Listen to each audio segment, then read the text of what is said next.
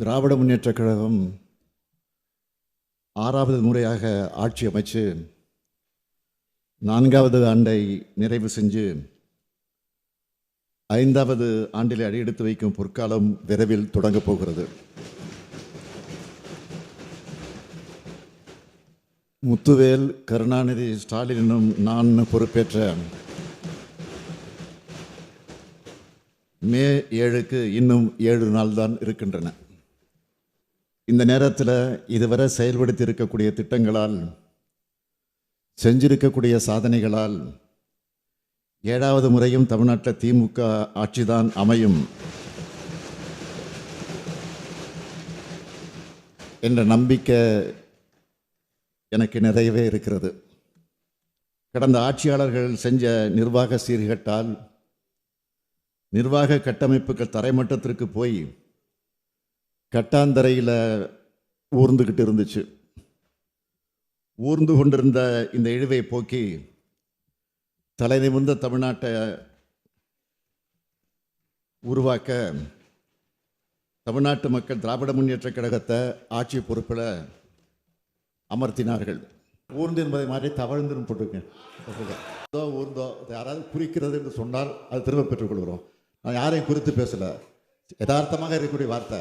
அது என்ன அன்பார்லிமெண்ட் விடாது குழந்தை தமிழ்ந்து வர்றது இல்லையா?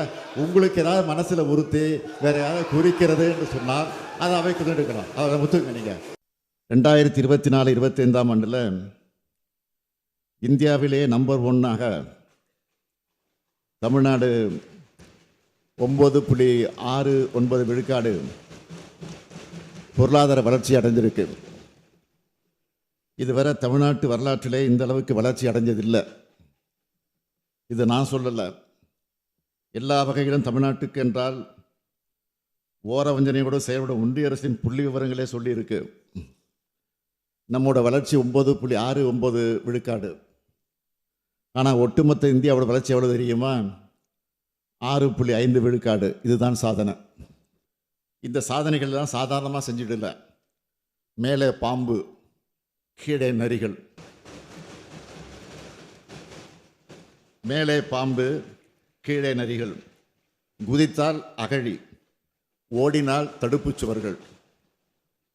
இதுக்கெல்லாம் இடையில மாட்டிக்கிட்ட மனிதனை போல ஒரு பக்கம் ஒன்றிய அரசு, மறுபக்கம் ஆளுநர், இன்னொரு பக்கம் நிதி நெருக்கடின்னு தடைகளை கடந்து செய்யப்பட்ட சாதனை இது.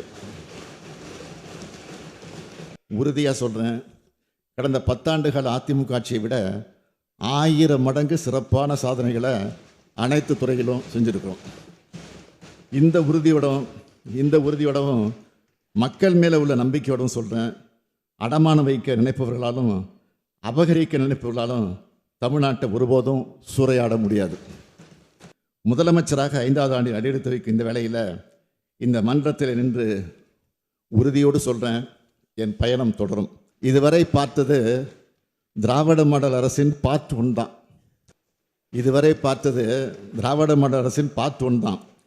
2026 வெர்ஷன் 2.2 லோடிங். அதில் இன்னும் சாதனைகளை படைப்போம்.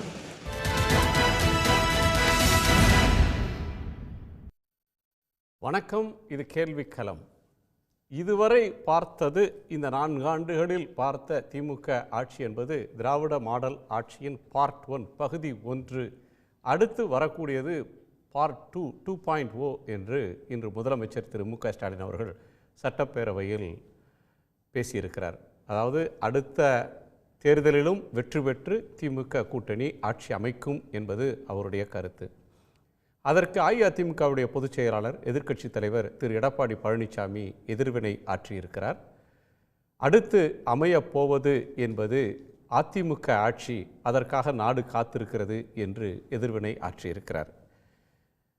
2026 திராவிட மாடல் வெர்ஷன் 2.0 லோடிங் தயாராகி கொண்டே இருக்கிறது என்பது முதலமைச்சரின் வாதம். 2026 TNADMK வெர்ஷன் தான் என்பது எடப்பாடி பழனிசாமி அவர்களுடைய கூற்று. வெல்லப்போவது யாருடைய வெர்ஷன் என்று பார்க்கலாம். நம்மோடு திமுகவினுடைய செய்தி தொடர்பாளர், எழுத்தாளர் திரு சூர்யா கிருஷ்ணமூர்த்தி, அஇஅதிமுகவினுடைய செய்தி தொடர்பாளர் வழக்கறிஞர் திருமதி சிவசங்கரி, மூத்த பத்திரிகையாளர் திரு பீர் முகமது, அரசியல் விமர்சகர் திரு சுமந்த் ஸ்ரீராமன், எழுத்தாளர் செயல்பாட்டாளர் திரு பாலமுருகன் வழக்கறிஞர். வணக்கம். நான் அரசியல் கருத்தாடல்களுக்குள்ள போகிறதுக்கு முன்னாடி கட்சி அரசியலோட தொடர்பில்லாத மற்ற 2 பேருடைய கருத்தை கேட்குறேன். பாலமுருகன் சார், முதலமைச்சர் இன்னைக்கு சட்டமன்றத்தில் உள்துறை சார்ந்த மானிய கோரிக்கைக்கு பதில் சொல்லுகிற போது, திமுக ஆட்சியின கடந்த 4 ஆண்டுகளில் என்னென்ன குறியீடுகளில் திமுக முன்னணியில் இருந்திருக்கிறது, என்னென்னலாம் சாதிச்சிருக்கிறோம்னு பட்டியல் போட்டு நாங்கள் தான் மீண்டும் வெல்வோம் என்று முடிச்சிருக்கிறாரு. எதிர்க்கட்சி தலைவர் உங்களுக்கு தோல்வி உறுதி, நாங்கள் தான் வெல்லப் போகிறோம் என்று அவர் சொல்கிறார். ஒரு பார்வையாளராக இந்த 2 கிளைம்ஸையும் நீங்கள் எப்படி மதிப்பிடுறீங்க?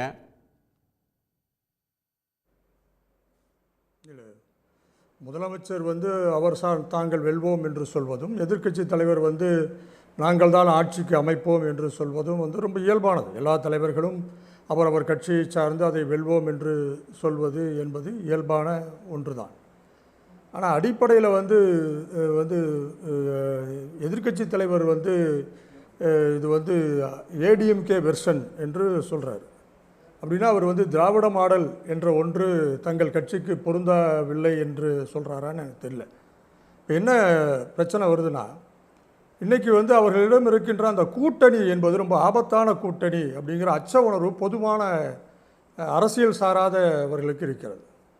அவர்கள் சார்ந்திருக்கின்ற பாரதிய ஜனதா கட்சியினுடைய கூட்டணி என்பது ஒன்று மாநிலத்தில் ஒரு உரிமைகளே இருக்கக்கூடாது, கூட்டாட்சியே இருக்கக்கூடாது, எல்லா அதிகாரமும் டெல்லியில் இருக்க வேண்டும், டெல்லிக்கு மாநிலங்கள் ஒரு வேலைக்காரர்களைப் போல இருக்க வேண்டும் என்று அது நினைக்கிறது. கூட்டாட்சி தத்துவத்தில் இருக்கின்ற அரசியலமைப்பினுடைய உரிமைகள், மாநிலங்களுக்கு இருக்கின்ற உரிமைகளை எல்லாம் முற்றிலாக மறுத்து, மாநிலங்கள் என்பது அவர்கள் திணிக்கின்ற கொள்கைகளை, என்னென்ன கொள்கைகளை ஒன்றிய அரசு திணிக்கிறதோ அதை ஏற்றுக்கொள்ள வேண்டும். குறிப்பாக அதனுடைய மொழிக் கொள்கை என்பது மாநிலங்களுக்கு என்று மொழிக் கொள்கை இருக்கக்கூடாது, அது இந்தியை ஏற்றுக்கொள்ள வேண்டும். அப்படி இல்லாவிட்டால் அதற்கு வழங்க வேண்டிய நிதியை கூட நாங்கள் வைத்துக்கொண்டு மிரட்டுவோம் என்று அது பிளாக்மெயில் செய்கின்ற அளவுக்கு அது செல்கிறது. மற்றபடி எந்த ஒரு கவர்னர் என்பவரை வைத்துக்கொண்டு மிக மோசமான அளவிலே மக்களால் தேர்ந்தெடுக்கப்பட்ட சட்டமன்றங்களை எல்லாம் அது முடக்குகிறது. நிதி இல்லாமல் தொடர்ந்து போராடுகின்ற ஒரு நிலைக்கு மாநில அரசுகள் வந்திருக்கிறது. நாங்கள் கொடுத்த நிதியை எங்களுக்கு தாருங்கள் என்று போராடுகின்ற ஒரு போராட்டம் இருக்கிறது. இந்த போராட்டம் என்பது கடந்த 4 ஆண்டுகளாக இந்த முதலமைச்சர் ஸ்டாலின் அவர்களுடைய தலைமையில் இருக்கின்ற ஆட்சி அதை எதிர்கொண்டே இருக்கிறது. அது மட்டுமல்ல, ஒன்றிய அரசினுடைய கொள்கை என்பது மதச்சார்பின்மை என்ற கொள்கைக்கு நேர் எதிரான ஒரு கொள்கையாக இருக்கிறது. அது ஆண்டு கொண்டு இருக்கின்ற மாநிலங்களெல்லாம் மதச்சார்பற்ற மக்களுக்கு வளர்ச்சியை நோக்கியும் கல்வியை நோக்கியும் சுகாதாரத்தை நோக்கியும் அவர்களுடைய கவனம் திரும்புவதற்கு பதிலாக ஒரு பொது எதிரி என்று இஸ்லாமியர்களை சித்தரித்து அவருடைய வழிபாட்டு தலங்களை இடிப்பது, அல்லது ஒன்றிய அந்த ஆளுங்கட்சிக்கு எதிராக கருத்து சொல்பவர்களுடைய வீடுகளை இடிப்பது என்ற ஒரு புல்டோசர் ராஜ்யம் என்பது நடந்து கொண்டிருப்பதை பார்க்கிறோம். மக்களுக்கு வேறு இது இல்லை. அங்கே இருக்கின்ற இஸ்லாமியர்கள் அல்லது வேற்று மதங்களை சார்ந்தவர்கள் 2ஆம் தர குடிமக்களைப் போல நடத்தப்படுவதும் ஒரு வகையான எந்த ஒரு சட்டம் ஒழுங்கு இல்லாத ஒரு அத்துமீறலை நாள்தோறும் அந்த மாநிலங்கள்லாம் பார்க்கின்ற ஒரு அவல நிலை இருக்கிறது. எனவே அப்படிப்பட்ட ஒரு ஆட்சியோடு எதிர்க்கட்சி தலைவர் கூட்டணி வைக்கின்ற பொழுது அவர் அந்த அமித்ஷா சொல்கிறார் நாங்கள் கூட்டணி ஆட்சி நடத்துவோம் என்று. ஆனால் அவர் மௌனமாக அதை கடக்கிறார். பின்னாளில் இல்லை நாங்கள் தனியாக ஆட்சி அமைப்போம் என்று சொல்கிறார். ஆனால் பாரதிய ஜனதா கட்சியை சார்ந்தவர்கள் சொல்கிறார்கள் இலையின் மீது பூ மலரும் என்று சொல்கிறார்கள். அப்போ உங்கள் தலைமையில் நாங்கள் உட்கார்ந்து ஆட்சி பண்ணுவோம் என்பதை அவங்க சொல்கிறாங்க. அப்போ இது ரொம்ப அச்சுறுத்தலாக இருக்கிறது.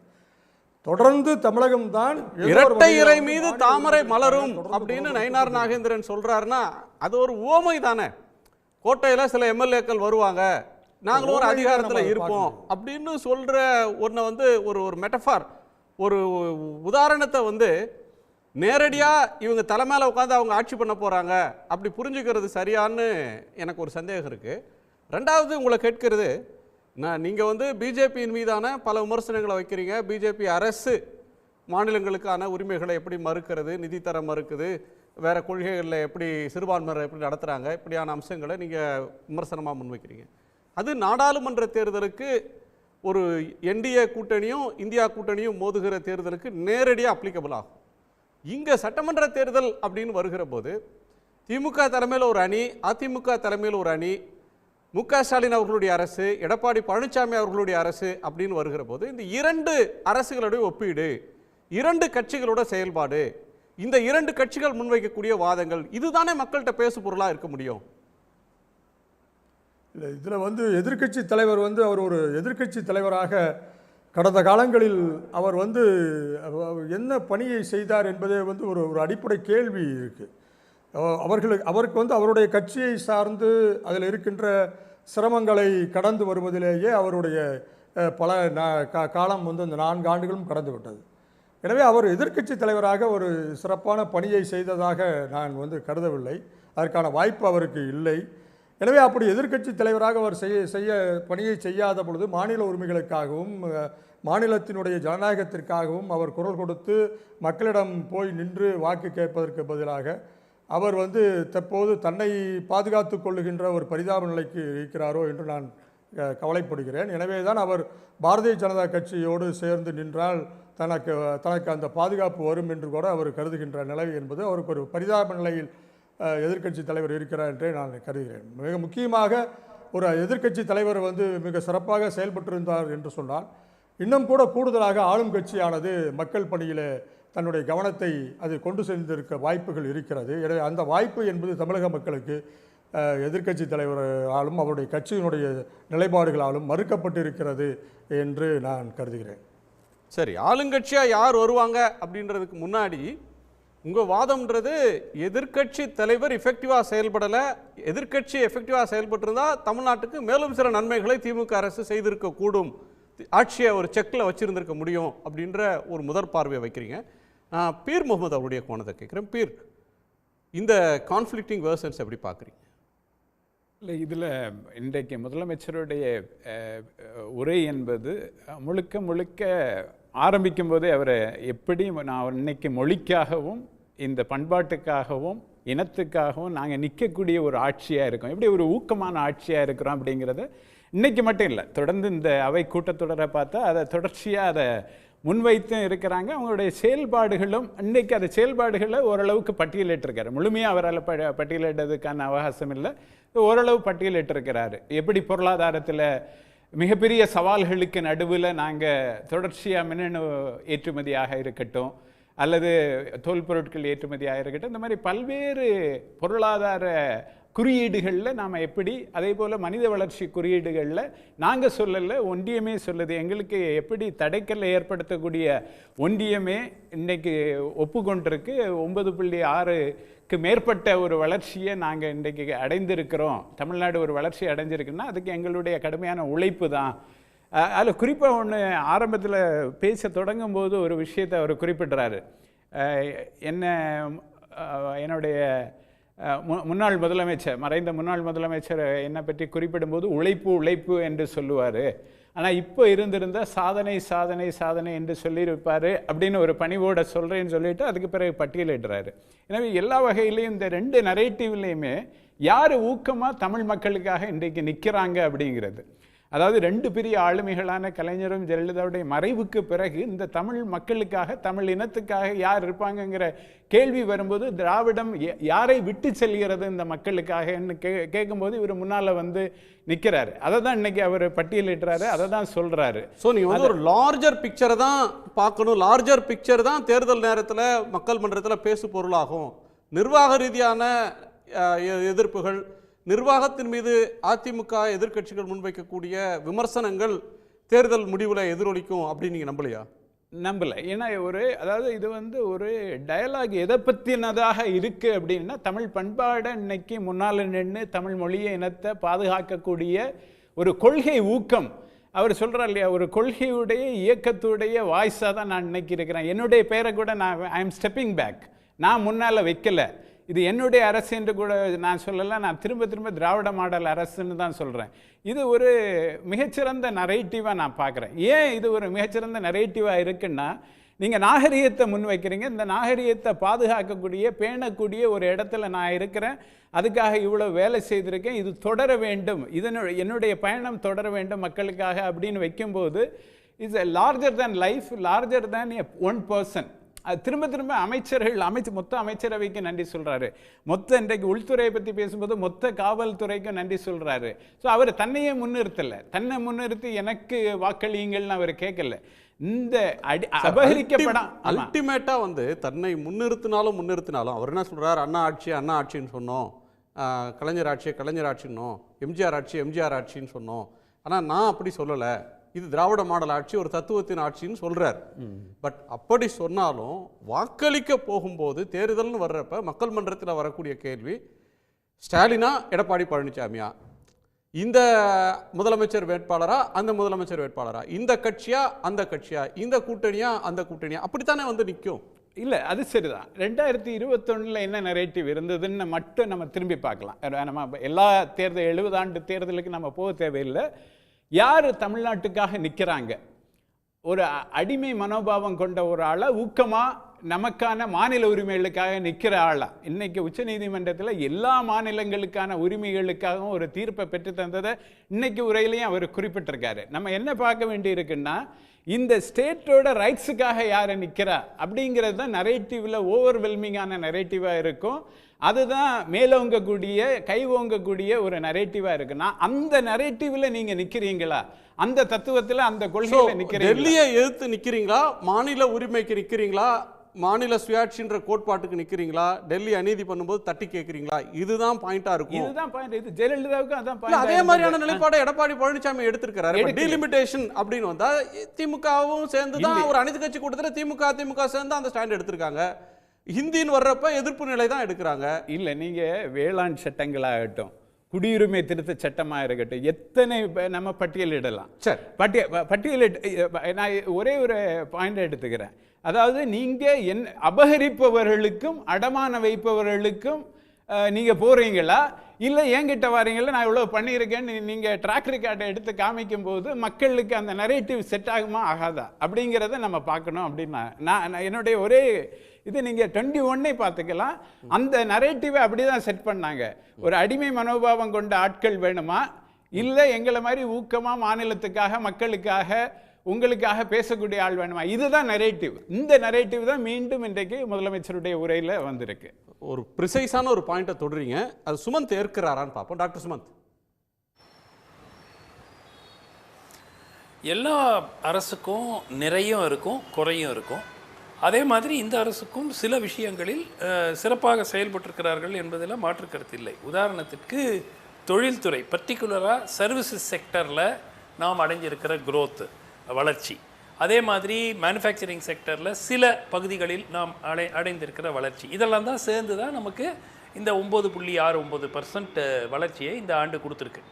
ஸோ இது நிச்சயமாக இந்த அரசாங்கத்துக்கு பெருமை சேர்க்கிற ஒன்று. அதில் கிரெடிட் கிளைம் பண்ணுறதுக்கு முதலமைச்சருக்கு முழு உரிமையும் அதிகாரமும் இருக்கிறது. ரெண்டு விஷயம். ஆனால் ஒரு அரசை மதிப்பீடு செய்யும் போது பல விஷயங்களில் அவர்கள் மதிப்பீடு செய்வார்கள். ஸோ அதில் வளர்ச்சி, தொழில், இதெல்லாம் ஒரு புறம். ரெண்டாவது புறம் சட்டம் ஒழுங்கு எப்படி இருக்கிறது, இது போன்று. மூன்றாவது மக்கள் நலத்திட்டங்கள் எல்லாம் போய் மக்களுக்கு சேர்கின்றனவா, நான்காவது ஊழல் ஏதாவது இருக்கிறதா, இந்த மாதிரி ஒரு 10-15 கிரைட்டீரியா போட்டுட்டு தான் ஒரு அரசாங்கத்தை இவாலுவேட் பண்ணுவாங்க. ஸோ இந்த அரசாங்கத்தை பொறுத்த வரைக்கும் சில விஷயங்களில் சிறப்பாக செய்திருக்கிறார்கள் என்பதில் எந்த விதமான ஒரு மாற்று கருத்தில்லை.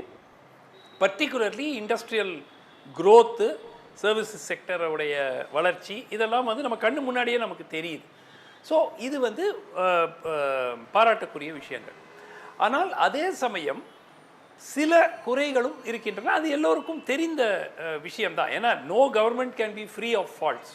ஸோ அதன் அடிப்படையில் பர்டிகுலராக காவல்துறை ஒரு மிகப்பெரிய ஒரு சறுக்கலாக இந்த அரசாங்கத்துக்கு ஒரு சவாலாக தொடர்ந்து விளங்கி கொண்டிருக்கிறது. அது நிச்சயமாக அது முதலமைச்சர் அவர்களுக்கே அது ஒரு ஒரு சேலஞ்ச். ஏன்னா அவர் தான் உள்துறை அமைச்சர். ஸோ அதனால் வந்து அது ஒரு சேலஞ்சாக இருக்கிறது. இது போன்று சில விஷயங்கள், இப்போ டாஸ்மாகில் தொடர்ந்து வரக்கூடிய சர்ச்சைகள். ஸோ இந்த மாதிரி ஒரு 5-6 விஷயங்கள். மூன்றாவது, ஏற்கனவே அறிவித்த தேர்தல் வாக்குறுதிகள். இப்போது அரசாங்கம் முதல்ல என்ன சொல்கிறாங்கன்னா, தேர்தல் வாக்குறுதிகளில் பெரும்பாலும் ஒரு 72% சொன்னாங்க. அப்புறம் முந்தானத்து நான் ஒரு டிபேட்டில் இருந்தேன் ஆங்கில சேனலில், 95%னாரு திமுக செய்தி தொடர்பாளர். ஸோ இந்த மாதிரி சொல்லும்போது அதை மக்கள் வந்து அதை ஒவ்வொன்றா பட்டியலிடும்போது அதில் சில சிக்கல்கள் இருக்கிறது. பல முக்கியமான வாக்குறுதிகள் நிறைவேற்றப்படவில்லை. என்னை பொறுத்த வரைக்கும் அது நல்லது தான். ஏன்னா அந்த வாக்குறுதிகள் கொடுத்திருக்க கூடாது.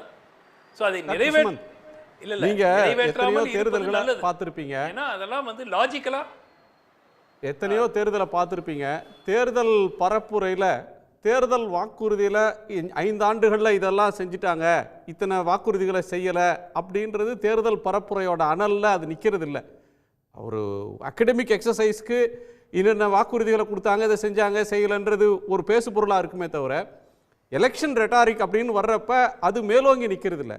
நீங்கள் சொல்கிறது மாதிரி தொழில்துறையில் ப்ளஸ் இருக்குது, கல்வியில் ப்ளஸ் இருக்குது, சோசியல் செக்டாரில் ஸ்பெண்ட் பண்ணியிருக்காங்க, சட்டம் ஒழுங்கு சேலஞ்சாக இருக்குது, டாஸ்மாக் ஒரு கன்சர்னாக இருக்குது, பிரச்சனையாக இருக்குது, இப்படின்ற விஷயங்கள் இருந்தாலும் உங்களுக்கு முன்னாடி பேசின 2 பேர் பேசின ஒரு விஷயத்துக்கு வர்றேன். பீர் முகமதும் சரி, பாலமுருகன் அவர்களும் பேசினது சரி.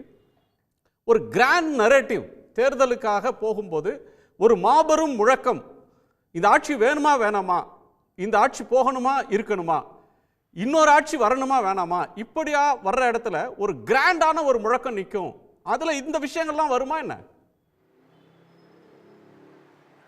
எல்லா தேர்தலும் யார் ஆட்சி செய்கிறார்களோ அவர்கள் தொடர வேண்டுமா தொடரக்கூடாதா அப்படிங்கிற ஒரு ரெஃபரண்டம் தான். அதுதான் ஒரு தேர்தல். ஸோ அதனால அதை நோக்கி இந்த அரசாங்கம் பயணித்துக் கொண்டிருக்கும் போது, இந்த ஆளுங்கட்சி பயணித்துக் கொண்டிருக்கும் போது பல விஷயங்களில் மக்கள் வந்து சிந்திப்பாங்க. ஒரே ஒரு யார்ட் ஸ்டிக்கை மட்டும் வச்சு நான் ஒரு சிம்பிள் எக்ஸாம்பிள் சொல்கிறேன். சம்பந்தமே இல்லாமல் 6 மாதத்துக்கு முன்னாடி இன்னைக்கு கனடாவில் நடந்து முடிந்திருக்கிற தேர்தல், லிபரல் கட்சி கார்னி அவர்கள் வெற்றி பெற்று விட்டார். இவர் அரசியல் தலைவரே கிடையாது, அவர் இப்போ தான் வந்திருக்கிறார் அரசியலுக்கே. அவர் வந்து ஒரு எக்கானமிஸ்ட். 4 மாதத்திற்கு முன்பு இந்த கட்சி முழுமையாக தேர்தலில் அழிக்கப்படும் என்ற அபாயம் இருந்தது ஜஸ்டின் ட்ரூடோ இருக்கும்போது. அப்புறம் ட்ரம்ப் வராரு, கனடா வந்து 51வது ஸ்டேட் ஆகணும் அப்படிங்கிற ஆரம்பிக்கிறாரு. அவங்களுக்கும் பெரிய தகராறு. அதில் வெற்றியின் விளிம்பில் இருந்த வேட்பாளர் தன்னுடைய சீட்டையே இழந்து தன் கட்சியும் தோல்வி அடைகிறது, கன்சர்வேட்டிவ் கட்சி. இது 6 மாதத்துக்கு முன்னாடி யாராவது கணித்து யோசித்து கூட பார்த்துருக்க முடியாத ஒன்று.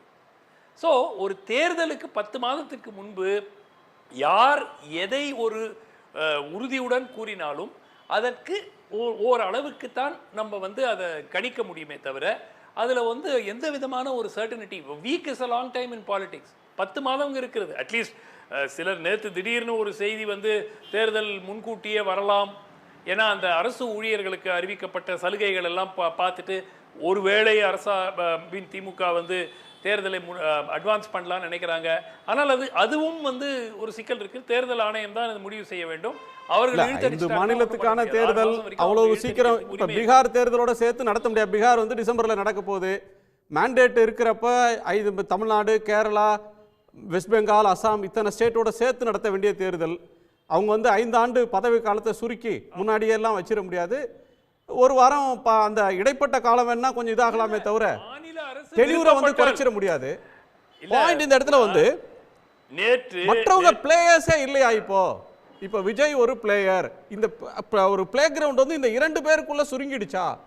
ஏடிஎம்கே கவர்மெண்ட்டோட பெர்ஃபார்மன்ஸ், டிஎம்கே கவர்மெண்ட்டோட பெர்ஃபார்மன்ஸ், இவங்களுடைய கிராண்ட் ஸ்டாண்டிங், அவங்களுடைய அலையன்ஸ் டாக்டிக்ஸ், இதுக்குள்ள எலெக்ஷன் சுருங்கி போச்சா? என்னை பொறுத்த வரைக்கும் 2026 இந்த 2 பெரிய அணிகளுக்கு இடையேயான ஒரு போட்டி. திமுக கூட்டணி ஒரு பக்கம், அண்ணா திமுக கூட்டணி மறுபக்கம்.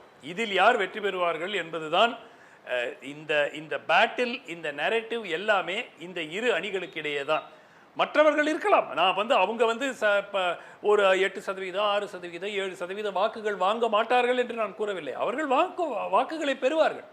ஆனால் முடிவுகளை முழுமையாக மாற்றி ஒரு அணியோ மற்றொரு அணியோ வெற்றி பெறக்கூடிய ஒரு சிச்சுவேஷன் ஒரு மூன்றாவது ஃபோர்ஸ், விஜய் போன்ற ஒரு மூன்றாவது ஃபோர்ஸால் உருவாக்க இயலாது அப்படிங்கிறதா என் கருத்து.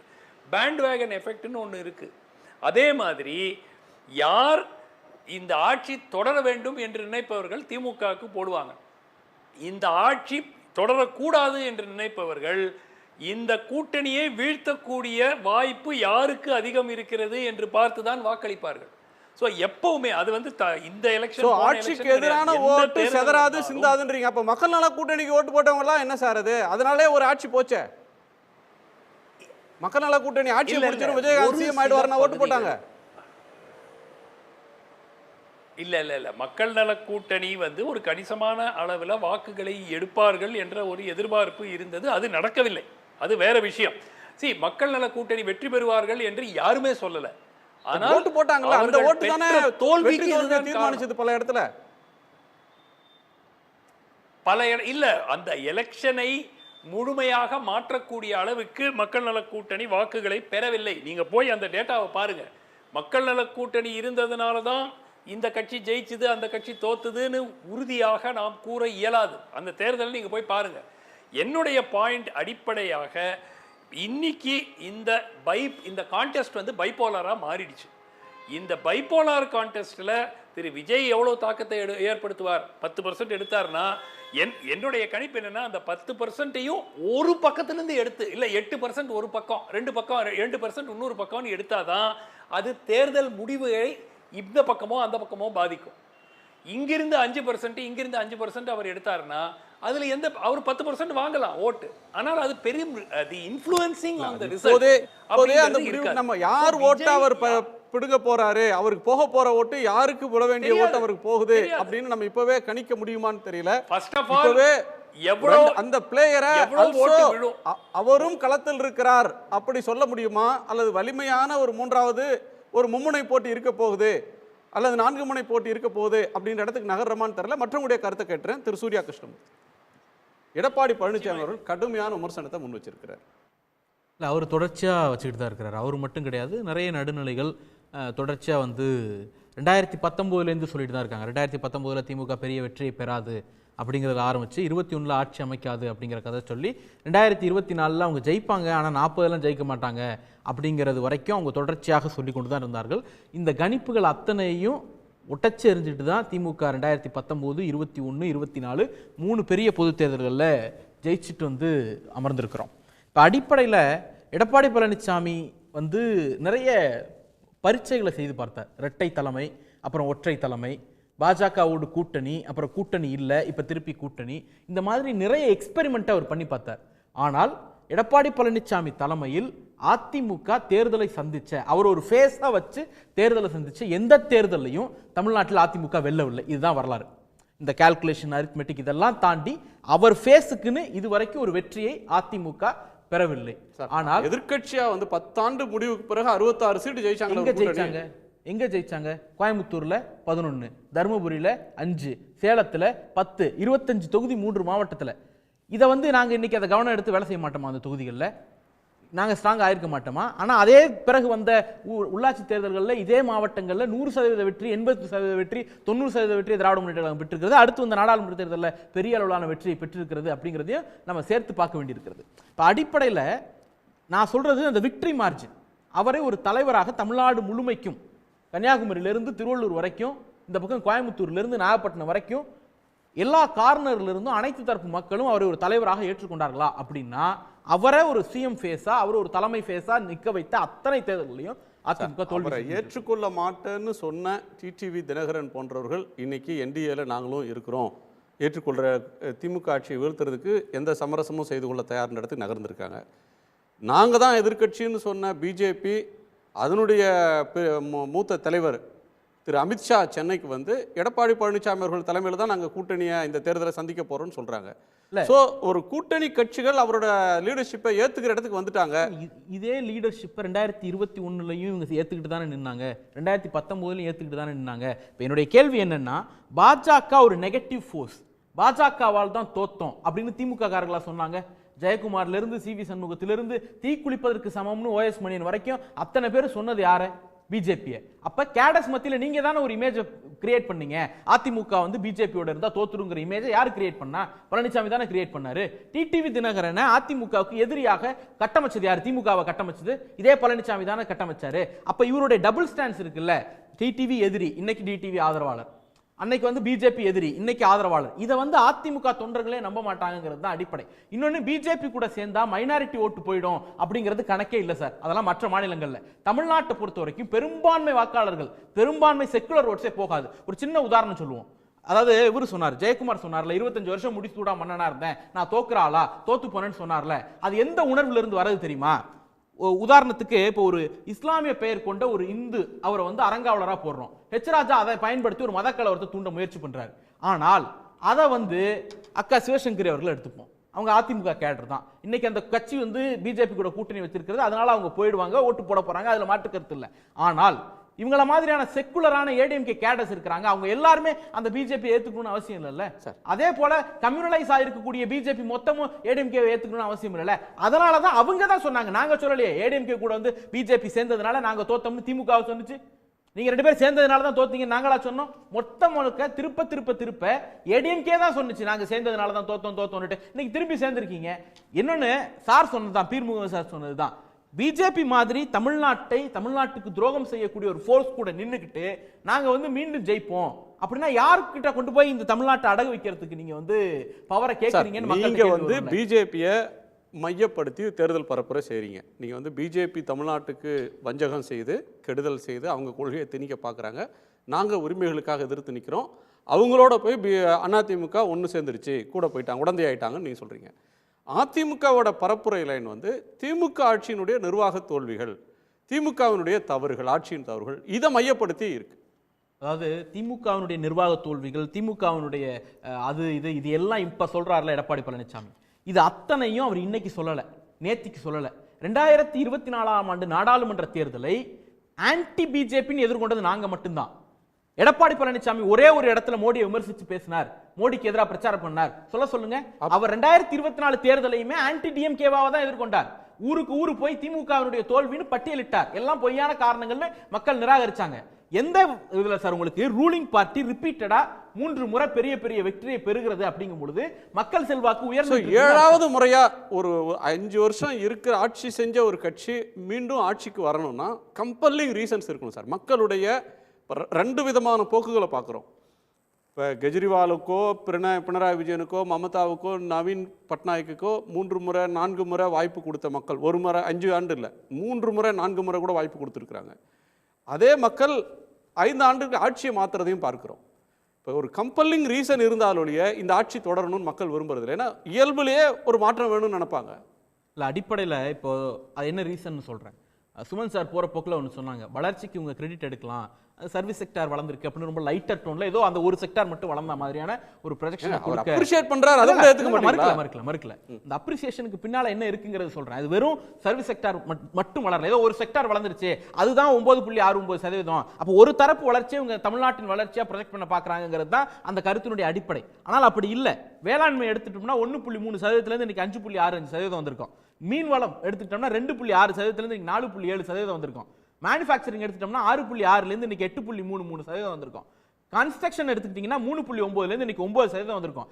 இதுதான் தமிழ்நாட்டுடைய வளர்ச்சியை 0.7 2.7 விட்டுட்டு போனாங்க. இன்னைக்கு 9.69 இந்தியாவிலேயே அறிவிக்கப்பட்ட மாநிலங்கள்ல அதிகமான வளர்ச்சியை அடைஞ்சிருக்கிறோம். அப்படின்னா இது எல்லா தரப்பையும் உள்ளடக்கின வளர்ச்சி. சரி, இந்த வளர்ச்சியை மக்கள்கிட்ட கொண்டு போய் சேர்த்திருக்கோம்னா சேர்த்திருக்கோம். எப்படின்னா மக்கள் நல திட்டங்களுக்கு அரசுடைய செலவினங்கள் இருக்குல்ல, அது அதிமுக ஆட்சி காலத்தில் 79,000 கோடி, இன்னைக்கு 1,30,000 கோடி. அப்ப 8% வளர்ந்திருக்கும், 9% வளர்ந்திருக்கும்னா மக்களுக்கு மக்கள் நல திட்டங்களா, நேரடி கேஷ் டிரான்ஸ்பராக இருக்கட்டும், புதுமை பெண் திட்டமா இருக்கட்டும், இந்த திட்டங்களின் மூலமாக அதே அளவுக்கு அமௌண்ட்டை கொண்டு போய் சேர்த்திருக்கோம், நல திட்டங்களை கொண்டு போய் சேர்த்திருக்கோம். அதை நம்புறோம். அதிமுக கருத்தையும் கேட்டு வந்துடலாம். மக்களுக்கு நன்மை செய்திருக்கிறோம், அதை நம்பி களத்துக்கு போறோம் அப்படின்றது அவர் சொல்ற ஒன்லைன். பிரதான எதிர்க்கட்சியை கடைசியா கேட்க வைக்கிறீங்க, பரவாயில்ல சார். அதாவது சூர்யா கிருஷ்ணமூர்த்தியும் சரி, பீர் முகமதும் சாரும் சரி, 2 பேருமே என்ன சொல்றாங்களா, ஏதோ மாநில உரிமைக்காக திமுக மட்டும்தான் பாடுபட்டா மாதிரியும் அதிமுக பாடுபடாத மாதிரியும், தொழில் குறியீடுகளிலிருந்து வளர்ச்சி பாதைகளிலிருந்து இவங்க மட்டுமே கொண்டு வந்த மாதிரி 4 வருஷத்துல சொல்றாங்க. ஆனா அது முற்றிலும் ஒரு மாய வலை, ஒரு பிம்பத்தை அவங்க கட்டமைக்கிறாங்களே தவிர முற்றிலும் முழுக்க முழுக்க உண்மை. அடுத்து முதலமைச்சர் சொல்றாரு, பார்ட் 1 தான் பார்த்துருக்கீங்க, பார்ட் 2 பார்க்க போறீங்க. பார்ட் 1 அதிபயங்கரமா இருக்கே சார். தமிழ்நாட்டு மக்கள் எப்பொழுது இந்த ஆட்சி போகணும்னு காத்துட்டு இருக்காங்க சார். சொல்லுங்க பார்க்கலாம். நீ இவர் பேசுறாரு கல்வி இவங்க விட்டுட்டு போகும்போது எத்தனை சதவீதம்? 32%. அதை நாங்கள் விட்டுட்டு போகும்போது எத்தனை சதவீதமாக இருந்துச்சு? இன்னைக்கு கல்வியை பற்றி பேசுகிறார் முதலமைச்சர் சட்டசபையில். கல்வி எந்த அளவுக்கு வளர்ச்சி பாதையில் போயிருக்கு. மருத்துவம், உறுப்பு மாற்று சிகிச்சைக்காக நாங்கள் பரிசு வாங்கணும். நீங்கள் எத்தனை பரிசு வாங்குனீங்க? நீட் என்ற ஒரு அரக்கனுக்கு 7.5% மா சுப்பிரமணியமும் போய் அதுதான் சொல்றேன். இங்க யோசிச்சு பாருங்க. அதாவது 7.5% உள் ஒதுக்கீடு இந்தியாவில் யாருமே கொண்டு வரல சார். இன்னைக்கு மார்க் தட்டிக்கிறீங்களே. அத்தனை கல்லூரிகள், 11 கல்லூரிகள் ஒரு வருஷத்துல 17 கல்லூரிகளை நாங்கள் கொண்டு வந்தோம் எங்க ஆட்சியில். எத்தனை ஆர்ட்ஸ் அண்ட் சயின்ஸ் காலேஜ், எத்தனை பாலிடெக்னிக்கு, கால்நடை மருத்துவ கல்லூரிங்க, இத்தனையும் உருவாக்கணும். அத்திக்கடவு அவிநாசி திட்டமாக இருக்கும், கால்நடை பூங்காவாக இருக்கட்டும். அதனோட இன்னொரு பகுதியை கூட இன்னும் திறக்காமல் இருக்கிறாங்க. சும்மா நம்ம ஒரு மாநில உரிமை இருக்குது சார். மாநில உரிமைக்காக முழுக்க முழுக்க பாடுபட்டது அதிமுக சார். இந்த நிமிஷம் வரைக்கும் நாங்கள் பாடுபட்டிருக்கோம். மாநில உரிமை மொழி கொள்கையில் மட்டும் என்ன முடியும்? கொள்கை அரசுன்றார். என்ன கொள்கை நீங்க சொல்லுங்க. மாநில உரிமை அப்படின்ற ஒரு பிரச்சனையை மையப்படுத்தினா அதுலயும் சட்டசபையில சொல்றாரு இது திராவிட ஆட்சி கொள்கை அரசுன்றார். என்ன கொள்கை சார்? கொள்கை என்ன கொள்கை சார்? திமுகவுடைய கொள்கை என்ன கொள்கை சொல்லுங்கப்பா. என்ன கொள்கை? நீங்க என்னன்னு புரிஞ்சுக்கிட்டீங்க? என்ன நீங்க சொல்றீங்களா? அந்த சமூக நீதின்றீங்களா? சமூக நீதி இருக்கா உங்க அரசுல? ஏற்றத்தாழ்வற்ற சமுதாயன்றீங்களா இருக்கா? இன்னைக்கு சமூக நீதி என்ன? தென் மாவட்டங்கள் என்ன எல்லாமே தீண்டாமை அதிகரிச்சு போயிருக்கு சார். நாங்குநேரி திருநெல்வேலி இன்சிடென்ட் ஒண்ணு போதும் சார். புள்ளி விவரங்கள் இன்னைக்கு சொல்லுது. தீண்டாமை தலைவிரிச்சாடுதுன்னு புள்ளி விவரங்கள் சொல்லுது. ஏற்றத்தாழ்வற்ற சமுதாயன்றீங்க. பொதுப்பட்டு இதுல கொண்டு போய் நிறுத்துங்களா பார்க்கலாம். ஒரு தலித உங்களால நிறுத்த முடியுதா? அடுத்து என்ன சொல்றீங்க? கூட்டணி ஆட்சி. இன்னைக்கு ஆர்எஸ் பாரதி சாரே சொல்றாரு 66 தொகுதி 6 தொகுதியா மாறன்னு சாபம் விடுறாரு. அவருடைய சாபம்லாம் பலிக்காது. கண்டிப்பா ஆட்சியை வந்து அதிமுக தான் பிடிக்க போகுது. அண்ணா என்ன நீங்க இது எடுத்துங்க, விவசாயத்தை எடுத்துங்க. விவசாயத்துக்கு என்ன பண்ணிருக்கீங்க நீங்க? எத்தனை நெல் கொள்முதல் நிலையங்கள், ஒரு பயிர் காப்பீடு கொண்டு வந்தீங்களா? இனிமே பஞ்சாயத்து பேசிட்டீங்க மத்திய அரசாங்கத்தோட 40 எம்பியை வச்சுக்கிட்டு. என்னவோ எல்லாரும் அப்படியே சுபிட்சமா இருக்கிற மாதிரியும் எல்லா திட்டங்களையும் நிறுத்தியாச்சு. லேப்டாப்பை கூட கொடுக்கறது கிடையாது. அந்த பெண்களுக்கு உரிமை தொகை அது கூட பட்டியலின மக்கள் கொடுக்குற 10,000 கோடியில ஒதுக்கி கொடுத்துட்டு இருக்கீங்க. கடன் எவ்வளவு வாங்கியிருக்கீங்க? 4 லட்சம் கோடி. என்ன செலவு பண்ணீங்க? வருவாய் பற்றாக்குறையை குறைப்புன்னு சொன்னீங்க. எங்க ஆட்சியில் 23,000, உங்க ஆட்சியில் 44,000 வந்து நிக்குது. என்ன சார் பண்ணீங்க? மூலதன செலவு 39% தான் கொண்டு வந்திருக்கீங்க. ஒரு நிமிஷம் சுமந்த் குறுக்கிடுறாரு. சூர்யா இருக்கு சார், நான் சொல்லி முடிச்சிடுறேன். இன்னைக்கு நீங்க சாட்சி கள்ளக்குறிச்சிக்காக வெட்கி தலைகுனியன் சார். அண்ணா யூனிவர்சிட்டி இன்சிடென்ட் இன்னைக்கு பொன்முடி அவர்கள் என்ன பேசுறாரு, எவ்வளவு கொச்சையா பேசுறாரு. நீங்க மதச்சார்பற்ற கொள்கைன்றீங்க. மதச்சார்பற்ற கொள்கை சார் ஒரு அமைச்சர், ஒரு மூத்த அமைச்சர் அதை பேசுறாரு. வழக்கு தானாக முன் வந்து நீதிமன்றத்தில் எடுத்த பிறகுதான் நீங்க அதுக்கு வந்து இது பண்றீங்க, ராஜினாமா கடிதம் வாங்குறீங்க. இதை வேற வெட்கக்கேடு என்ன சார் இருக்கு? யோசிச்சு பாருங்க. சட்ட ஒழுங்கு எந்த அளவுக்கு சீர்கெட்டு போயிருக்கு. பாலியல் வழக்கு அதிகரிச்சிருக்கு. ஒரே வருஷத்துல 2388 வழக்குகள்லாம். கீதா ஜீவன் என்ன சொல்றாங்க தெரியுமா? 18 வயசுக்குள்ள இருக்கிறவங்களுக்கு திருமணம் நடக்கிறதுனால தான் போக்சோ வழக்கு அதிகமா இருக்குன்னு ஒரு அமைச்சர் பொறுப்பு இல்லாம பேசுறாங்க. 18 வயசுக்குள்ள திருமணம் நடக்கிறத நீங்க தடுக்காம இருக்கிறீங்க. இந்த அரசு வெட்கி தலைகுனிய வேண்டாம். இதுவா சார் காரணம்? போக்சோ வழக்குகள் அதிகமா இருக்குன்னா ஒரு அமைச்சர் சொல்றாங்க சிறுவயது திருமணங்கள்னால நடக்குதுன்றாங்க. அப்ப அரசு என்ன பண்ணுது? சிறுவயது திருமணங்களை போக்சோல ரெஜிஸ்டர் பண்றோம்னு சொல்றாங்க. அத தடுத்ததனால தான் உள்ள தூக்கி வச்சிருக்கோம்னு கேஸ் ரெஜிஸ்டர் பண்ணிருக்கோம்னு சொல்றாங்க. ஏன் அதிகமாவுது சார்? அது தூக்கி உள்ள வச்சிருக்கோம். நீங்க ரெக்கார்டே இல்லாம பண்ணீங்க. ஒரு சின்ன உதாரணம் சார். ஒரு சின்ன உதாரணம்.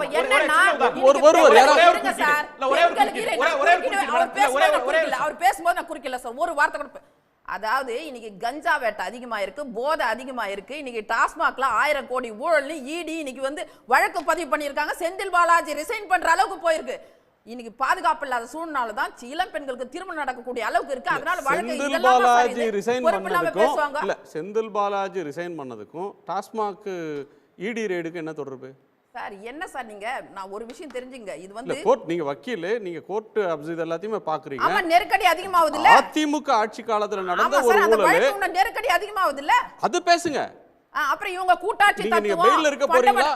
பெயில்ல இருக்க போறீங்களா? மந்திரியா இருக்க போறீங்களான்னு கேக்குறாங்க. அதற்கு ஈடு இந்த விசாரணைக்கு பிறகு தானே தெரியும் 1000 கோடி எங்க போயிருக்கு, யார்கிட்ட போயிருக்கு, எங்க பங்கு போயிருக்கு, எப்பத்துல இருந்து ஆரம்பிச்சிருக்குன்னு எல்லா நெருக்கடி. இப்போ பொன்முடி அவர்களுக்கு இதுல வந்து ஈடிக்கு ஒரு பேட்டர்ன் இருக்கு. அது எப்படி என்ன பேசிஸ்ல 1000 கோடியை அரைவ் பண்ணாங்கன்னு ஒருத்தர் கேக்குறாரு. அது ஏன் 700 கோடியா இருக்க கூடாது? ஏன் 70 கோடியா இருக்க கூடாது?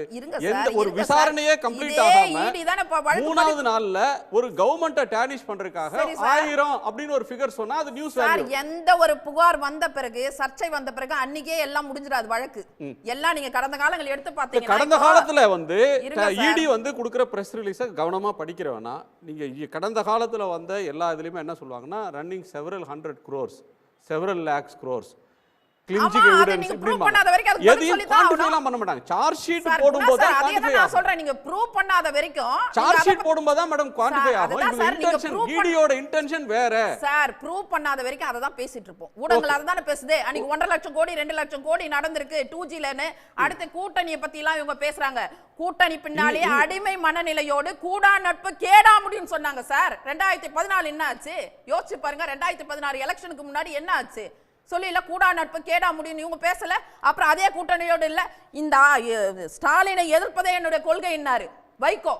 மக்கள் நல கூட்டணிக்கு எதுக்கு போனாரு? ஈழத்தமிழர் பிரச்சனையில தானே திரும்ப போனாரு. அப்புறம் இவங்களாம் ஒண்ணு சேரல. தமிழர் நலம், தமிழர் பண்பாடு, தமிழர் கொள்கை சொன்னவங்களா திருப்பி ஒண்ணு சேர்ந்து சந்திக்கலாம் மக்களை. சார் அதெல்லாம் வந்து அரசியல் கணக்கு, அதை விட்டுடுங்க. இந்த மக்களுக்கு என்ன செஞ்சேன்னு பாத்தீங்கன்னா, நீங்க பிஜேபியோட அதிமுக சேர்ந்தது அப்படின்ற ஒண்ணு அதிமுகவுக்கு வலிமை தரும். இவங்க வைக்கிற பிரச்சாரத்தை அது எதிர்கொள்ள முடியும் வெற்றிக்கான கணக்கு சார், வெற்றிக்கான கணக்கு. அந்த வெற்றிக்கான கணக்கை விட்டுடுங்க. நீங்க அந்த கணக்கை பண்ணிருக்கீங்களா? இல்ல அந்த அளவுக்கு மோசமா என்னைக்குமே மாநில உரிமையை நாங்க விட்டு கொடுக்கல சார், விட்டு கொடுக்கல. என்ன மாதிரி கொண்டு வந்திருக்கோம் விவசாயமா. இன்னைக்கு பாருங்க, திருப்பூர், ஈரோடு, பல்லடம் எல்லாம் கொலையா நடந்துட்டு இருக்கு. எதுவுமே நடக்கல, எல்லாம் குறைஞ்சு போயிருக்கின்ற பாலியல் வன்கொடுமை எல்லாம் என்ன சார் தலை விரிச்சு ஆடுது. எடுத்து போக்சோ வழக்கில் 6000 சில்லற வந்திருக்கு சார். நம்ம மார்க் தட்டிக்கிறோம். தொழில் வளர்ச்சிக்கு காரணம் நாங்க போட்ட விதை ஒரே நாள்ல வந்து மரமாயிடாது. ஓடி போனாங்களே. ஆமா, 2019 கொரோனா காலகட்டத்துல 1 லட்சம் கோடி இழப்பு சார். அப்ப கூட திட்டங்களை நிறுத்தல. நாங்க திட்டங்களை நிறுத்தல. உங்களை மாதிரி ஓடி ஒளியில. 2026 தேர்தலை திமுகவுக்கு சாதகமாக மாற்றுவது என்பது, அதாவது எந்த ஒரு கட்சி வரலாற்றின் சரியான திசையில் போகுதோ, காலத்தின் சரியான திசையில் போகுதோ, அதை தான் மக்கள் எப்பவுமே முடிசூடுவாங்க.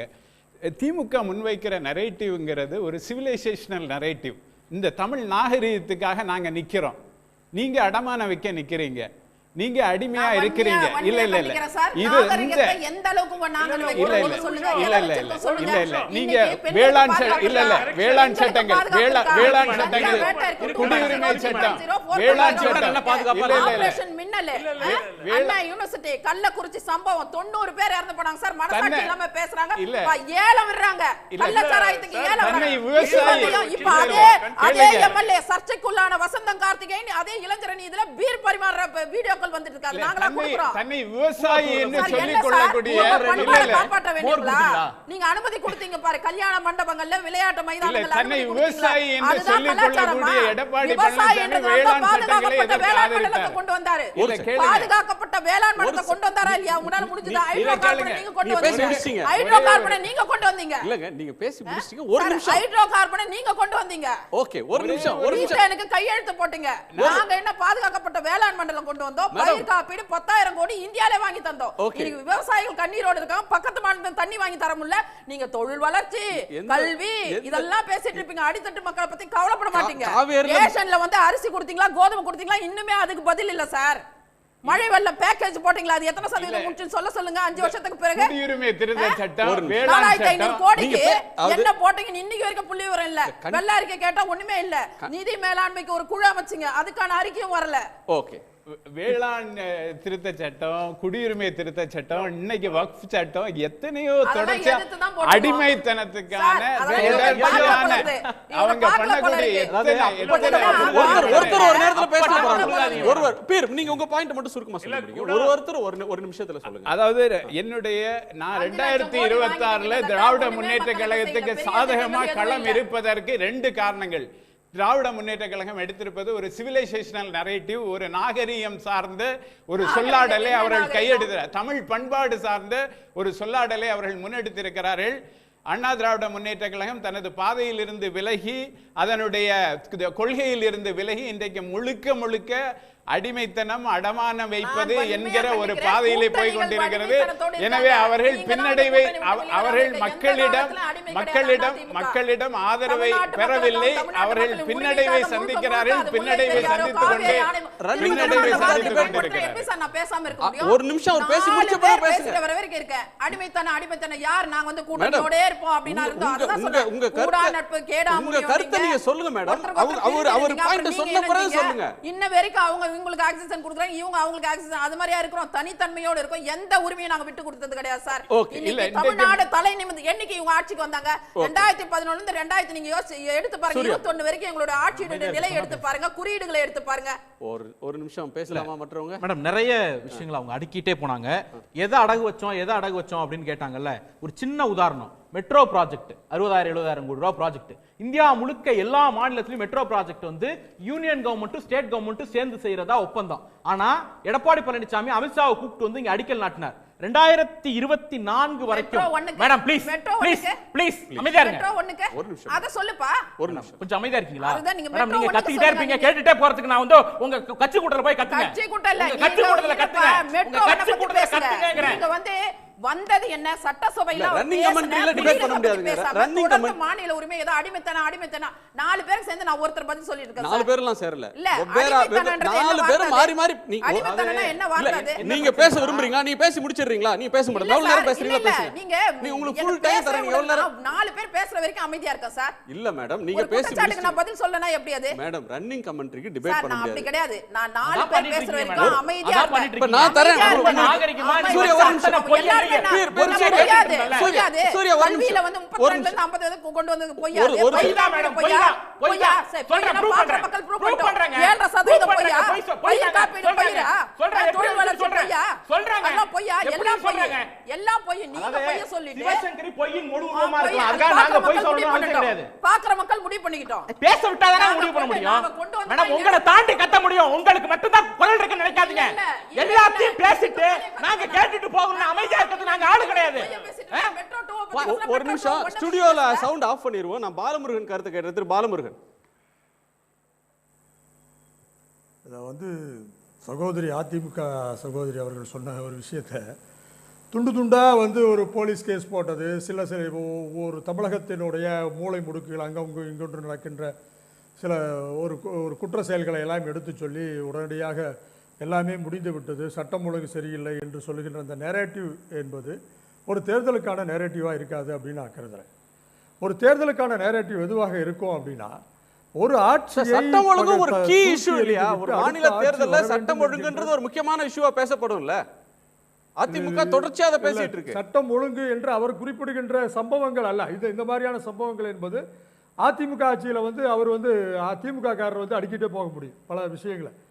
ஆனால் இது வந்து ஒரு தேர்தலில் வந்து வாக்கை வந்து வேறு ஒரு வாக்காக மாற்றுகின்ற ஒன்றாக அது இருக்காது. இப்போ வாக்கு ஒன்றை மாற்றுகின்ற ஒன்று ஆன்டி இன்கம்பன்சி எஃபெக்ட் இருக்கணும். இந்த ஆட்சியே கூடாது, இது வேறறுக்கப்பட வேண்டிய ஒன்று என்ற ஒரு சூழலை உருவாக்கணும். அந்த வேலையை வந்து எதிர்க்கட்சி வந்து செய்ததா என்றால் அது இல்லை. இந்த ஆட்சி வந்து கூடவே கூடாது என்று சொல்லுகின்ற மனநிலையும் தமிழக மக்களுக்கு இல்லைன்னு நான் நினைக்கிறேன். என்ன காரணம்னா, இந்த ஒரு ஆட்சி தான் இந்தியா முழுவதும் தொடர்ந்து மாநில உரிமைகளுக்காக சண்டை போட்டுக்கிட்டே இருக்குது. ஒரு ஒற்றையாட்சிக்கு எதிராக எங்களுக்கு உரிமையை கொடுங்கள் என்று சொல்லுகின்ற ஒரு குரலை வந்து அது எழுப்பிக் கொண்டே இருக்கிறது. இது வைக்கின்ற ஒரு நேரேட்டிவ் தான் இந்தியா திரும்பி பார்க்கிறது. பல மாநிலங்களில், மகாராஷ்டிரா போன்ற மாநிலங்களில் இந்தியை சாதாரணமாக திணிக்க முடியும் என்ற நிலையில் இருந்த பொழுது கூட அது செய்ய முடியாமல் போவதற்கான ஒரு பார்வையை தமிழகம் தான் தருகிறது. தெரிந்தோ தெரியாமலோ இந்தியாவிற்கு மாநிலங்களுக்கான சுயமரியாதையை சொல்லுகின்ற ஒரு ஆட்சியாக இந்த ஆட்சி இருந்து கொண்டிருக்கிறது. ஆனால் மாற்று கருத்தை வைக்கின்ற, மாற்று அரசியலை வைத்து மக்களிடம் வெல்ல வேண்டிய ஒரு கட்சியாக இருக்கின்ற எதிர்க்கட்சியானது அந்த கடமையை செய்ய தவறிவிட்டு அது வந்து பாரதிய ஜனதா கட்சி என்ற மாநில உரிமைகளுக்கு நேர் எதிராக இருக்கின்ற ஒரு குடையின் கீழ் போய் அது தன்னை பாதுகாத்துக் கொள்கிறது என்பது ஒரு அவல நிலை. இது ஒருபோதும் இந்த தேர்தலில் வந்து அதிமுகவினுடைய வாக்கை வந்து அதை வந்து அதிகப்படுத்தாது, அதற்கு எந்த ஒரு வெற்றி வாய்ப்பையும் ஏற்படுத்தி தராது. அதிமுக தன்னுடைய தொண்டர்களையே கன்வின்ஸ் பண்ண வேண்டிய ஒரு நிலையில் இருக்கிறது. அவர்கள் கடந்த 2 ஆண்டுகளாக வைத்த சொல்லாடல்கள், அந்த கட்சிக்கு எதிராக வைத்த சொல்லாடல்கள், இப்பொழுது அந்த கட்சியினுடைய கூட்டணிக்காக வைக்கின்ற சொல்லாடல்கள், இவற்றை வந்து தன்னுடைய சொந்த கட்சியை அது கன்வின்ஸ் பண்ண வேண்டிய நிலையில் இருக்கு. இப்ப தமிழகத்தில் இன்னைக்கு இருக்கின்ற ஒரு ஆட்சி மாற்றம், இன்னைக்கு தேதிக்கு அப்படி அப்பியர் ஆனா கூட தேர்தல் நெருங்க அதிமுகவை பார்த்து விமர்சிக்கிற போது, திமுகவை பார்த்து விமர்சிக்கிற போது உள்ளுக்குள்ள இருக்கிற அதிருப்திகள்லாம் கலைஞ்சு கட்சின்ற உணர்வு வந்துடும். நீங்க இப்போதைக்கு ஒரு சின்ன சின்ன முணுமுணுப்புகள் இருந்தா கூட தேர்தல் நெருக்கத்தில் தேர்தலோட சூடு அனல் பறக்க தொடங்குறப்ப எதிர்த்தரப்பு தாக்கும் போது இவங்க யுனைட் ஆயிடுவாங்க. அது ஒரு அது இன்னைக்கு இருக்கிற தற்காலிக பிரச்சனை தான். பிரச்சனைனாங்க வெறும் அதிமுக வாக்குகள் மட்டும் இல்லை, நான் என்ன கருதுறேன்னா வெறும் அதிமுக வாக்குகள் மட்டுமே அந்த ஒரு ஆட்சி மாற்றத்தை வந்து வழிவகுக்க முடியாது. மற்ற வாக்குகளும் பொதுமக்களுடைய வாக்குகளும் கட்சி சாராதவருடைய வாக்குகளும் அவர்கள் வந்து இந்த ஆட்சி மாற்றம் என்று ஒரு தேவையை உணரும் பொழுதுதான் அது ஒரு ஆட்சி மாற்றத்தை உருவாக்கும். ஆனால் அது போன்ற ஒரு தேவையை உணர்வதற்கான ஒரு எதிர்க்கட்சி என்பது தமிழகத்தில் வந்து அது போன்ற எந்த ஒரு விஷயங்களையும் அது செய்ததாக நான் கருதவில்லை. எனவே இப்போ இருக்கின்ற ஒரு சூழலில் இந்த நாம் விவாதம் நடத்தி கொண்டு இருக்கின்ற ஒரு சூழலில் அது போன்ற ஒரு ஆட்சி மாற்றம் நிலவுவதற்கான எல்லா சாத்தியங்களும் இருக்கிறது. அல்லது ஒரு ஆட்சி என்பது தூக்கி எறியப்படும். அவர் எடப்பாடி அவர்கள் சொல்வதைப் போல ஒரு வெர்ஷன் 2026 வந்து நிச்சயமாக ஒரு ஆட்சி மாற்றம் வரும் என்பதற்கான சாத்தியங்கள் இல்லை என்று நினைக்கிறேன். அப்படி ஆட்சி மாற்றங்கள் வந்தாலும் கூட இப்போ இருக்கின்ற ஒரு சொல்லாடல்களில் அது தமிழகத்தினுடைய வளர்ச்சியையும் தமிழகத்தினுடைய கட்டுமானங்களையும் அது வந்து தகர்க்கின்ற ஒன்றாக இருக்கும். அது தமிழகத்துக்கு ஒரு டிசாஸ்டராக இருக்கும் என்றே நான் கருதுகிறேன். சுமந்த், ஆட்சி மாற்றத்துக்கான ஒரு கம்பல்லிங்கான ரீசன் இல்லை, அப்படியான ஒரு அலை அதிருப்தி அப்படி ஒன்றும் இல்லை அப்படின்ற ஒரு கோணத்தை பாலமுருகன் முன்வைக்கிறார். அதை நான் ஏற்றுக்க மாட்டேன். அலை இல்லை என்று சொன்னால் நான் ஏற்றுப்பேன். அதிருப்தி இல்லை என்று சொன்னால் நிச்சயமாக ஏற்றுக்கொள்ள முடியாது. அதிருப்தி நிச்சயமாக எந்த அரசாங்கமாக இருந்தாலும் 4 வருஷத்துக்கு பிறகு அதிருப்தி இருக்கத்தாங்க செய்யும். அது எப்படி அதிருப்தியே இல்லை மக்கள் எல்லாம் அதிருப்திக்கான அளவு இருக்குல்ல. இந்த ஆட்சியை வீட்டுக்கே அனுப்பி ஆகணும் அப்படின்ற வைராக்கியம் வேற, ஆட்சியின் மேல எனக்கு சங்கடங்கள் இருக்கு வருத்தங்கள் இருக்கு அப்படின்னு சொல்றது வேற. அந்த 2 ரேஷியோவை தான் சொல்றாரு. ரெண்டு விஷயம். இப்போ ஃபர்ஸ்ட் ஆஃப் ஆல் இப்போ தேர்தலுக்கு இன்னும் 10 மாதம் இருக்கிறது. அடுத்த 10 மாதத்தில் நடக்கக்கூடிய விஷயங்கள் என்னென்ன விஷயங்கள் இருக்கோ அதை பொறுத்து தான் வந்து முடிவு வரத்துக்கு வாய்ப்பு இருக்கிறது. இப்போ வந்து நம்ம அதை ப்ரெடிக்ட் பண்ணுறது முடியவே முடியாது. ரெண்டாவது, திரு சூர்யா அவர்கள் சொன்னது வந்து ஒரு ஃபேக்சுவல் இன்அக்யூரசி. நான் சர்வீசஸ் செக்டர் எதுக்காக சொன்னேன்? ஏன்னா சர்வீசஸ் செக்டர் தான் அந்த க்ரோத்தை கொண்டு வந்திருக்கு. பிரைமரி செக்டரில் உதாரணத்துக்கு விவசாயத்தில் கிராப் ப்ரொடக்ஷன் -5.9 மைனஸ், அதாவது சுருங்கி இருக்கு, குறைந்திருக்கிறது முந்தைய ஆண்டை காட்டிலும். ஸோ ஏதோ வந்து அவர் வேண்டுமென்றே கூறுகிறார்.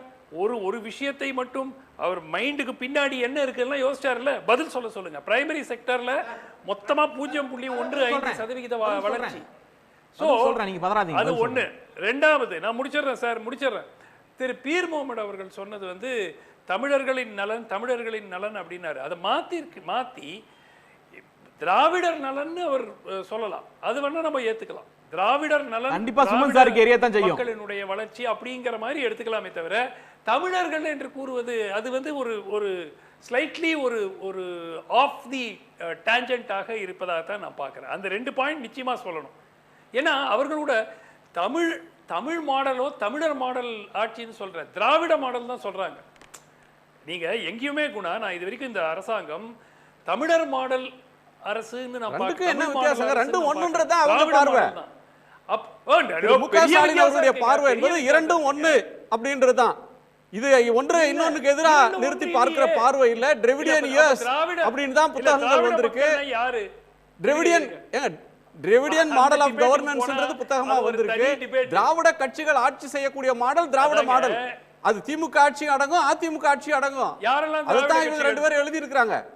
டிராவிடியன் மாடல்ன்ற வந்து அது திமுக மாடல் மட்டும் இல்ல, திராவிட மாடல் ஆட்சி அப்படின்றது திமுக அதிமுக இரண்டும் செய்த மக்கள் நல திட்டங்களுடைய நீட்சியும் தொடர்ச்சியும் அடக்கமும் தான். ஒரு இடைவேளைக்கு பிறகு நம்ம பேசலாம். ஒரே நிமிஷம் சொல்லுங்க. 2026 பேசலாம், இடைவேளைக்கு பிறகு பேசலாம். ஒரு 2 மினிட்ஸ். 2026 திராவிட மாடல் அரசு 2.0 லோடிங் அப்படின்னு முதலமைச்சர் சொல்லியிருக்கார். 7வது முறையாக திமுக ஆட்சியை பிடிக்கும் என்று முதலமைச்சர் ஸ்டாலின் கூறியிருப்பது எதை காட்டுகிறது, எதன் அடிப்படையில் சொல்கிறார் அப்படின்னு ஒரு கேள்வியை நேரில் முன்னாடி வைத்திருக்கிறோம். ஒரு இடைவேளைக்கு பிறகு அந்த பதிலை பார்க்கலாம்.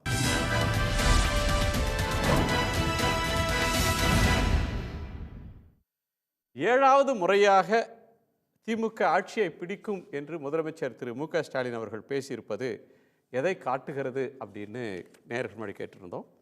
சாதனைகளை நம்புவதால் முதலமைச்சர் இப்படி பேசியிருக்கிறார் என்று 51% பேரும், அதிமுகவினுடைய பலவீனம் காரணமாக இப்படி பேசுகிறார் என்று 10% பேரும், கூட்டணி பலம் காரணமாகத்தான் இந்த பேச்சு என்று 11% பேரும், முதலமைச்சருடைய இந்த நம்பிக்கை என்பது அதீதமான ஒன்று, அதீதமான நம்பிக்கை என்று 28% பேரும் கருத்து தெரிவிச்சிருக்காங்க. அந்த நேயர்களுக்கு நன்றி. இது நிறைவு பார்வை. டாக்டர் சுமந்த். இல்லை, என்னை பொறுத்த வரைக்கும் ஒரு அரசியல் கட்சி தலைவர், ஆட்சியில் இருக்கக்கூடியவர் தன்னுடைய கட்சியை தேர்தலுக்கு தயார்படுத்தி கொண்டிருக்கிற ஒரு சூழலில் ஒரு நம்பிக்கை நிச்சயமாக தெரிவிப்பது அண்ட் அது வந்து ஒரு நேச்சுரல் ப்ராசஸ். ஆனால் ஒரு தேர்தலுக்கு முன்பு 10 மாதங்களுக்கு முன்பு எந்த அளவிற்கு என்ன பாதிப்பு ஏற்படும், மக்கள் வாக்கு அளிக்க செல்லும் போது அவர்கள் மனதில் என்ன இருக்கும் அப்படிங்கிறத கணிக்கிறதே அடுத்த சில மாதங்களில் தான் நமக்கு தெரிய வரும். இந்த ஆட்சியை பொறுத்த வரைக்கும் நான் ஏற்கனவே சொன்னது போல நிறைகளும் உண்டு, குறைகளும் உண்டு. அந்த குறைகளை மக்கள் நினைவு வைப்பார்களா இல்லை நிறைகளை அதிகமாக நினைவு வைப்பார்களா அப்படிங்கிறது தான் இந்த ஆட்சியினுடைய எதிர்காலத்தை நிர்ணயிக்கும். 10 மாதத்துக்கு பிறகுதான் முடிவுகள், 10 மாதத்துக்கு பிறகுதான் மக்கள் வாக்களிக்கிறாங்க. ஆளுங்கட்சியோ எதிர்கட்சியோ அதை நோக்கி மக்களை தயார்படுத்துறதுக்கு தான் இந்த பேச்சுகளை பேசுகிறாங்க.